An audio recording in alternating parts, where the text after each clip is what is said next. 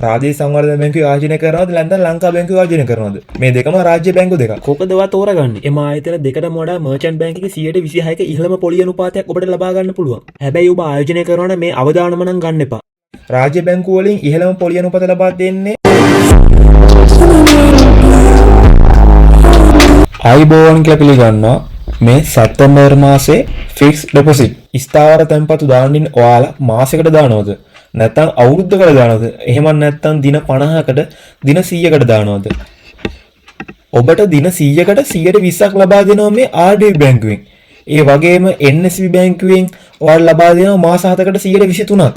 ඒ වගේ විවිධ දින ගණන් වලට ඔයාලට විවිධ පොලි අනුපාත ලබා ගන්න පුළුවන්. ඒ වගේම ඔයා මාසයකට දානවද අවුරුද්දකට දානවද නැත්නම් මෙහෙම දින ගණන් වලට දානවද කියලා ඔයාම තීරණය කරන්න ඕනේ. ඔයාගේ අවශ්‍යතාවයට අනුව. ඔබ හිතන්න ඔබ ලබන මාසයේ ගයක් හදන්න තියෙනවා ඔබට. ඒ වගේම ඔබට මාස 6කින් ඔබට ඔබගේ වාහනේ මාරු කරගන්න ඕන. නැත්නම් ඔබට විශේෂ කාරණයකට සල්ලි යොදන්න ඕන නම් ඔබ ස්ථාවර තැන්පතු දාද්දී ඔබ හිතන්න ඕන මම මේ කාලයට ගන්න ඕන නම් මේ වගේ කාලයකට දාන්න ඕන කියලා ඔයාම හිතන්න ඕන. ඒ වගේම ඔබ කුමන ආයතනයේ තෝරගන්නේ? වැඩිම පොලි අනුපාත ලබා දෙන්නේ කුමන ආයතනයේද? ඒ වගේම අඩුම අවදානමක් තියෙන කුමන ආයතනයේද? ඒ වගේම ට්‍රෙෂර් බිල් පොලි අනුපාතය ඔබ ගාව ඩොලර් තියෙනවා නම් ඩොලර් ආයෝජනය කරන්නේ කොහොමද? මේ හැම ආයෝජන ක්‍රමවේදයක් ගැනම ඔබ දැනුවත් වෙන්න ඕන. ඔයාලට මම වීඩියෝ එකක් කරා දැන් මාස 3කට කලින් හරියටම ස්ථාවර තැන්පතු පොලි අනුපාතය අඩු වෙවිති කියලා. ඒ වීඩියෝ එක බලන්න මම ඒ වීඩියෝ එක පැහැදිලි කරා ඔයාලා අවුරුදු ගණන් දාන්න එපා කියලා. මොකද මම මේ මාස 3කට කලින් පොලි අනුපාත තිබ්බේ උදාහරණයක් ලංකා බැංකුවේ ලබා දුන්නේ 114ක 13.75ක මාස 6කට වගේ පොලි අනුපාතයක්. හැබැයි දැන් ලංකා බැංකුවේ පොලි අනුපාතය වැඩි. ඒ කියන්නේ අපි මාස 3කට කලින් දැනගෙන හිටියා උද්දමනේ වැඩි වෙන ශීඝ්‍රයෙන් වැඩි වෙන මොහොතේ ස්ථාවර තැන්පතු පොලි අනුපාත ට්‍රෙෂර් බිල් පොලි අනුපාත වගේ වැඩි වෙනවා කියලා. හැබැයි දැන් මේ අවස්ථාවේදී නම් ඒවායේ පවත්නා පොලියේ ආකාරයටම තියාගෙන යන ආකාරයක් තමයි අපිට පෙන්වුම් කරන්නේ. කොහොම නමුත් දැන් පොලි අනුපාතය වැඩි. ඒක නිසාම තමයි කිව්ව අවුරුදු ගණන් දාන්න එපා කියලා. ඒ වගේම ඔයාලට RD බැංකුව තුල දින 100කට 120ක් ලබා ගන්න පුළුවන්. හැබැයි ඔයාලට දැන් ලංකා බැංකුවේ දින 100කට ලබා ගන්න පුළුවන් ලක්ෂ 5ට වඩා ආයෝජනය කරොත් 118ක්. හැබැයි මේ RD බැංකුවේ 120ක් ලබා දෙනවා. සඵල පොලි අනුපාත 121.5යි බිඳුව. මෙහිදී 119.27ක සඵල පොලි අනුපාතය ලබා දෙන්නේ. රුපියල් ලක්ෂ 5කට හොයි ඊට වැඩිය ආයෝජනය කරන්න ඕනලු. ඒ ක්‍රමවේදෙම තමයි මේකෙත් ලක්ෂ 5කට වඩා ආයෝජනය කරන්න ඕනේ 118යි. මේකේ 120ක් හම් වෙනවා. ඒ කියන්නේ සාමාන්‍යයෙන් ඔයා ලක්ෂයක් ආයෝජනය කරොත් ඔයාට රුපියල් 2000කටත් වඩා වැඩි ලබා ගන්න පුළුවන් වෙනවා. අපි ලක්ෂ 5න්නේ අඩුම ආයෝජනය කරන්න පුළුවන්. ඒ කියන්නේ 2000 5ක් 10000ක වෙනසක්. ඔයා ප්‍රාදේශීය සංවර්ධන බැංකුවේ ආයෝජනය කරනවද නැත්නම් ලංකා බැංකුවේ ආයෝජනය කරනවද? මේ දෙකම රාජ්‍ය බැංකු දෙකක්. ඒ වගේම RD බැංකුව තුළ ඔයාලට මාස 6කට 122ක් ලබා ගන්න පුළුවන්. ඒ වගේම මාස 10කට 123ක් ලබා ගන්න පුළුවන්. ඒ වගේම මාස 7කට ලබා දුන්න NSB බැංකුවේ 122ක පොලි අනුපාතයක්. ඔයාලට NSB බැංකුව තුලිනුත් 122ක් ලබා ගන්න පුළුවන් මාස 7කට. මෙහිදී මාස 6කට 122ක් ලබා දෙනවා. ප්‍රාදේශීය සංවර්ධන බැංකුවේ රාජ්‍ය බැංකුව වලට සංසන්දනය කරද්දී මේ මොහොතේ රාජ්‍ය බැංකුව වලින් ඉහළම පොලි අනුපාත ලබා දෙන්නේ ප්‍රාදේශීය සංවර්ධන බැංකුව කියලා අපිට කියන්න පුළුවන්.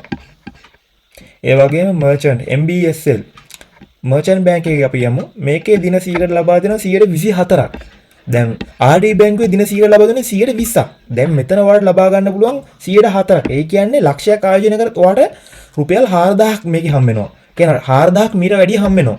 මේක 120 මේක 124ක්. 100 ඒ කියන්නේ රුපියල් 4000ක බරතරයක් තියෙනවා. ඒ කියන්නේ 4000 ඒවා 5ක් 20000යි. හරියටම රුපියල් 20000ක් වැඩියෙන් හම්බ කරගන්න පුළුවන් මර්චන්ට් බැංක් එකේ ආයෝජනය කරොත්. මං කියන්නේ ආයෝජනය කරන්න නෙමෙයි ආයෝජනය කරොත්. ඒ කියන්නේ මේ අතර ඔයාලට හිතා ගන්න පුළුවන් සෑහෙන ગેප් එකක්. ලොකු වෙනසක්. ඒ කියන්නේ රුපියල් ලක්ෂයකින්ම රුපියල් 20000ක වෙනසක්. ඒ කියන්නේ උදාහරණයකට මේ RD බැංකුව BOC බැංක් එක දැන් BOC බැංකුවේ ඔයාලට ලබා දෙන්නේ 118යි. දැන් ඊට වඩා RD බැංකුවේ වැඩි 102ක්. ඊටත් වඩා 104ක් වැඩි ඊට වඩා 104ක් වැඩි මර්චන්ට් බැංක් එකේ. දැන් මේ දෙක සංසන්දනය කරද්දී ලංකා බැංකුවේ මර්චන්ට් බැංකුවේ 106ක වෙනසක්. ඒ කියන්නේ රුපියල් 6000යි 6000 ඒවා 5 30යි. ඒ කියන්නේ 30000ක වෙනසක් ලක්ෂයකට. ඒ කියන්නේ ඇයි මෙච්චර ලොකු පරතරයක් කියන්නේ මේ රජයේ බැංකු පෞද්ගලික බැංකු ඒ අතර. ඒක තමයි වෙනස. මේ බැංකු වල සුරක්ෂිතතාවය මේ වගේ ෆිෂ් රේටින් ඒ වගේම මේ වගේ මූල්‍ය සැලැස්ම අවබෝධයකින් සිටිය යුතුයි. කමර්ෂල් බැංකුවේ ස්ථාවර තැන්පතු පොලි අනුපාතය යාලා එච්චර වෙනසක් කරලා නැහැ. 16.5 බිඳුවෙන් වගේ තමයි වැඩි කරලා තියෙන්නේ. මෙයාලා 102කින් 3කින් තමයි උපරිම පොලි අනුපාතය වැඩි කරලා තියෙන්නේ. හැබැයි අනිකුත් බැංකු වලින් 6කින් 7කින් එකපාරට වැඩි කරා. මෙයාලගේ පොලි අනුපාතයේ ලොකු වෙනසක් නැහැ. ඒ වගේම LOC ෆයිනෑන්ස් කම්පැනි එක දැන් මාස දෙකමාරක් තිස්සේ පොලි අනුපාතයේ කිසිදු වෙනසක් නොකරම ඉන්නවා. ඒ වගේම තමයි LB ෆයිනෑන්ස් කම්පැනි එක මේ වගේ පෞද්ගලික ෆයිනෑන්ස් කම්පැනි වල පොලි අනුපාතයේ කිසිදු වෙනසක් නැතුව ඒ ආකාරයෙන්ම තියාගෙන යනවා. ඒක විශේෂයක් මේ රාජ්‍ය බැංකු වල පොලි අනුපාතය වෙනස් වෙන මොහොතක. ඔයාලා දැන් මාස 3කට කලින් වගේ පොලි අනුපාත ඔයාලා ලබා දුන්නේ 13.75ක් වගේ මාස 6කට. හැබැයි දැන් ඔයාලා ලබා ගන්න පුළුවන් දවස් 100කට පොලි අනුපාතය ඔබ ආයෝජනය කරනවා නම් 50 ලක්ෂ 5කට වඩා ඔබට ලබා ගන්න පුළුවන් 18%ක ඉහළ පොලි අනුපාතයක්.